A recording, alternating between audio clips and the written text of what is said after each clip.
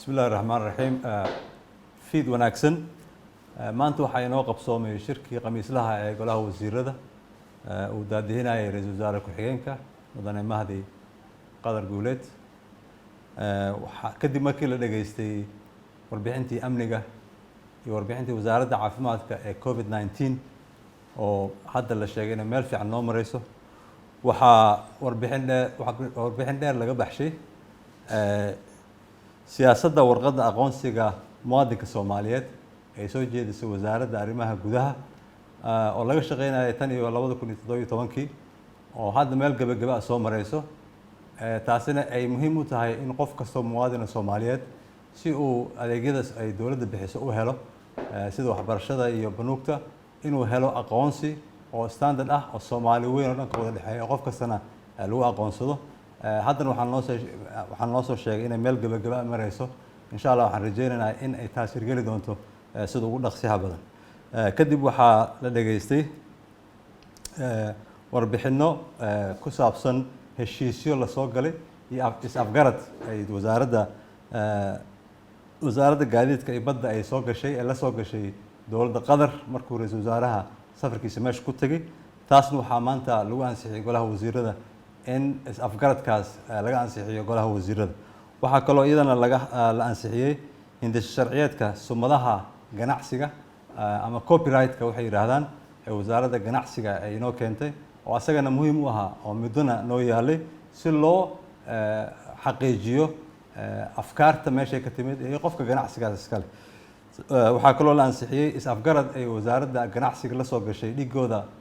waddanka Suudaan oo iyadana ku saabsan isdhexgalka iyo ganacsiga labada waddan taasna waxaa lagu ansixiyay si aqlabiyad leh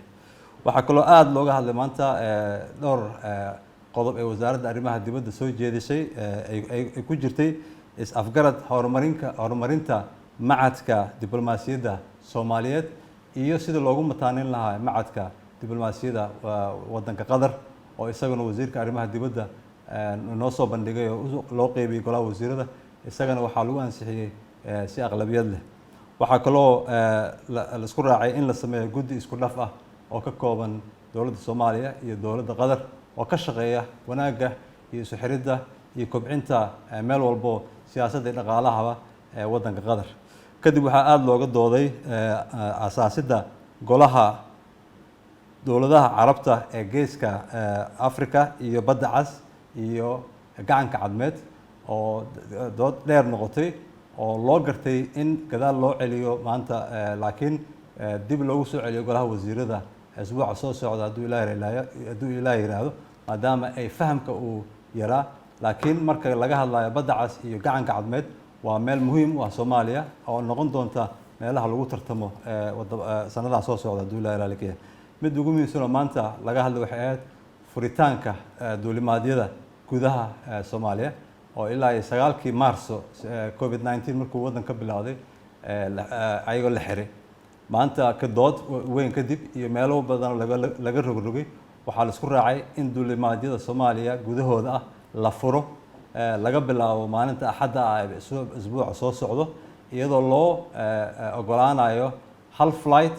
oo maamul goboleed walba loo ogolaanayo hal flight maalintii inuu tago iyadoo laga taxadirayo meel kasta oo u baahan in laga taxadiro haddii la arko in aynan ay suurtagelin inuu duulimaadyada si socdaanna